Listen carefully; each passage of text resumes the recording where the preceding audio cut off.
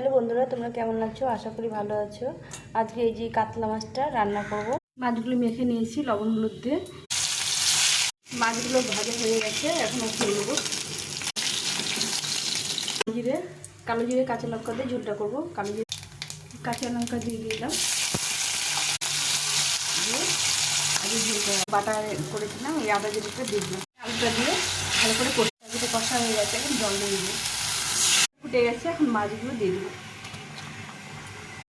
আমার ঝোল হয়ে গেছে, নামিয়ে দিই।